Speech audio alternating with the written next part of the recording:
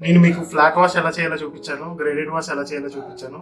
ఈరోజు ఈ వీడియోలో మీకు variegated wash and dry brush techniques ఎలా చేయాలో మీకు చూపిస్తాను. హాయ్, నా పేరు PV Hanumanthu. Welcome back to my channel.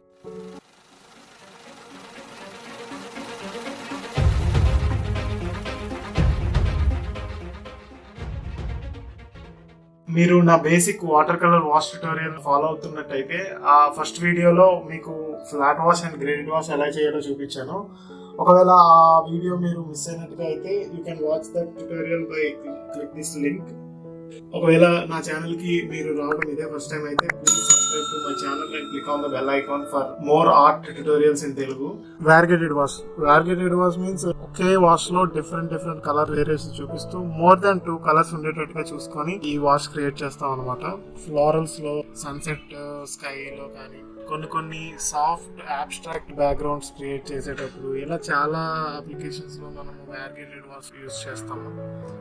ఇప్పుడు వారిగేటెడ్ వాష్ ఎలా క్రియేట్ చేయాలో మనం చూద్దాము. ఈ డెమోలో నేను వాష్ టెక్నిక్స్ చూపించడానికి 16 number round water colour brush వాడుతున్నాను, ఆర్ట్ ఎసెన్షియల్ వాడి. ఇక వాషెస్ వచ్చేటప్పటికి హనెమూలే 300 GSM rough textured water colour paper వాడుతున్నాను.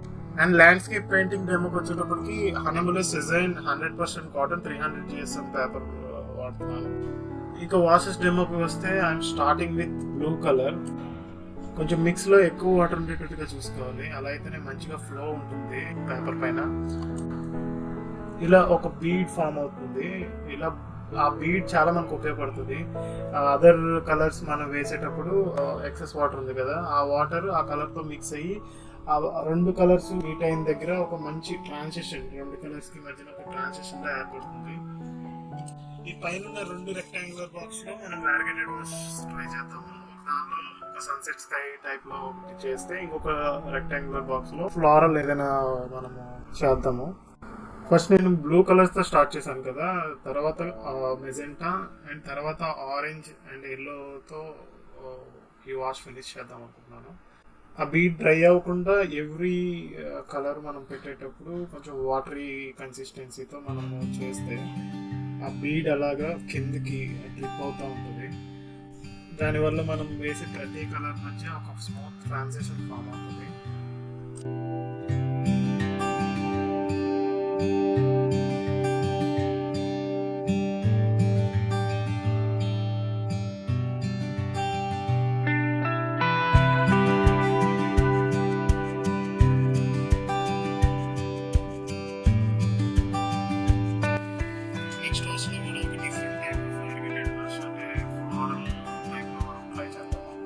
ఫస్ట్ ఒక టర్కాయిస్ బ్లూ టైప్ లో ఒక కలర్ ఆల్రెడీ ప్యాలెట్ లో ఉన్న కలర్ ని మిక్స్ చేసి చేస్తున్నాను. దాన్ని ఆరెంజ్ అంటే రెడ్ ఫ్లవర్స్ వచ్చేటట్టుగా మిక్స్ ని చేస్తూ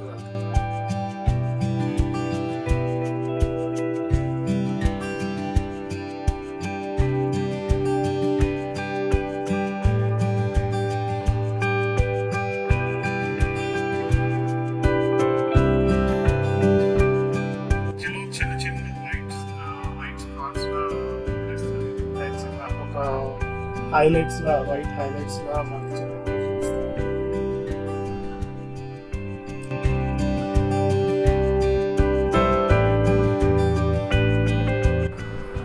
ఈ సేమ్ మెథడ్ మనము ఒక మంచిగా అవుట్లైన్ చేసుకొని ఒక ల్యాండ్స్కేప్ లో కానీ ఒక స్టిల్ లైఫ్ లో కానీ మనం అప్లై చేయగలిగితే ఇంకా మంచి రిజల్ట్స్ రాబట్టచ్చు. ఇది జస్ట్ మనం ఒక చిన్న డెమాన్స్ట్రేషన్ అంతే, వాష్ ఎలా ఉంటుందని చెప్పి చెప్పడానికి చిన్న డెమాన్స్ట్రేషన్ కాబట్టి అంత పర్ఫెక్ట్ గా మనం ఏం చేయట్లేదు.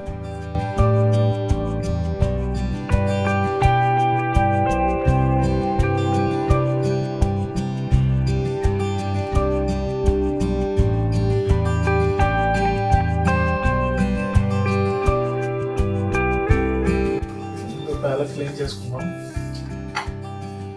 డ్రై బ్రష్ టెక్నిక్ వచ్చేటప్పటికి మనం మిక్స్ చేసే కలర్ లో వాటర్ కొంచెం తక్కువ ఉండాలి. బ్రష్ లో కూడా ఎక్కువ వాటర్ ఉండకుండా చూసుకోవాలి. ఫస్ట్ ఏదో ఒక సీస్కేప్ టైప్ లో ఈ పార్ట్ లో ఏదో ఒక సీస్కేప్ టైప్ లో ప్లాన్ చేసి ఈ పార్ట్ లో మనం ఏమైనా ట్రీస్ కానీ ట్రీస్ అవి డ్రై బ్రష్ లో ఎలా చేయొచ్చు అని కూడా మీకు చూపిస్తాను. సింగిల్ వాష్ లో కూడా డ్రై బ్రష్ చేయొచ్చు, 2 వాషెస్ లో కూడా డ్రై బ్రష్ చేయొచ్చు. 2 వాషెస్ లో చేయడం వల్ల కూడా అడ్వాంటేజ్ ఉంటుంది. ఎందుకంటే ఫస్ట్ వాష్ లో మనకి ఇప్పుడు చూడండి, మీకు చేసి చూపిస్తే కానీ ఒక ఐడియా రాదు. ఇది ఫస్ట్ ఇది హారిజన్ లైన్ అనుకుందాము. ఈ కింద పార్ట్ వచ్చేటప్పటికి మనకి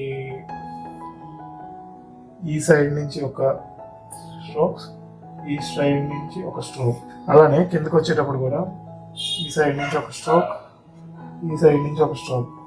కొంచెం ఫాస్ట్ ఉండాలి, వాటర్ తక్కువ ఉండాలి మిక్స్లో. ఇంకా ఇది కొంచెం మూమెంట్ కూడా కొంచెం ఫాస్ట్ ఉండేది.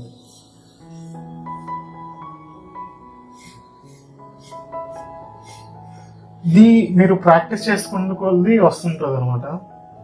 ఒక్కొక్క ల్యాండ్స్కేప్ మీరు సెలెక్ట్ చేసుకునేటప్పుడు కొన్ని ఓన్లీ ఈ వాష్ మనం ట్రై చేద్దాం, ఈ వాష్ లోనే ప్రాక్టీస్ చేద్దాం అనే టైప్లో మీరు ప్రాక్టీస్ చేశారనుకోండి, అప్పుడు ఈ అప్లికేషన్ మీకు తెలియకుండానే ఇంకా ఈ నెక్స్ట్ మీ పెయింటింగ్ లో మీరు వాడటం చేస్తూ ఉంటారు అన్నమాట. ఓకే, ఫస్ట్ ఈ వాష్ కొంచెం డ్రై అయినంత కానీ, కొంచెం అంటే పూర్తిగా డ్రై కాదు, ఒక డ్యామ్ స్టేజ్ లో ఉంది అనుకోండి. ఆల్రెడీ ఈ పార్ట్ లో వాటర్ లేదు కాబట్టి మీరు నెక్స్ట్ చేసే స్ట్రోక్స్ ఓన్లీ ఎక్కడైతే వెట్ గా ఉందో అక్కడికి ఆ కలర్ మాక్సిమం అబ్జర్వ్ చేసుకుంటది. మిగతా ఈ డ్రైగా ఉన్న పార్ట్ కలర్ అనేది అబ్జర్వ్ చేసుకోదు అనమాట. ప్రాక్టీస్ చేస్తే మోర్ క్లియర్ గా అర్థమవుతుంది. ఫస్ట్ థింగ్ మీరు అబ్జర్వ్ చేయాల్సిన మిక్స్ లో వాటర్ తక్కువ ఉండాలి, కలర్ కొంచెం ఎక్కువ ఉండాలి. బ్రష్ కూడా ఎక్కువ వాటర్ లో నుంచి తీసి అలా చేసాం అనుకోండి, మనకు తెలియకుండానే బ్రష్ లో కూడా ఎక్కువ వాటర్ ఉంటుంది. అది మీరు ముందు చూసుకొని అప్పుడు మీరు అప్లై చేయాలన్నమాట.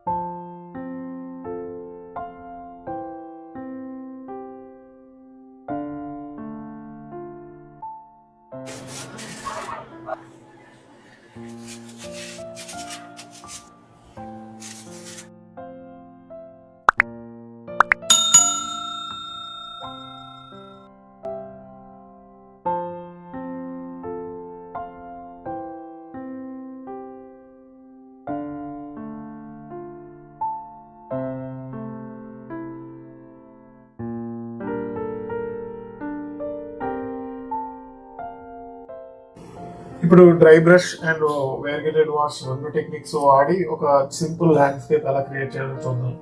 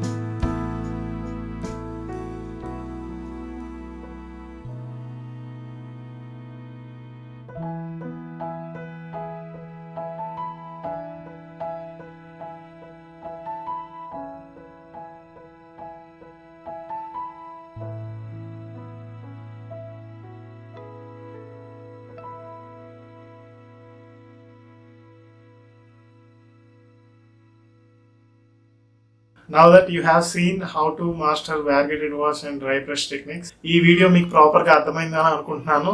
Thank you so much for watching. Don't forget to subscribe my channel and like this video.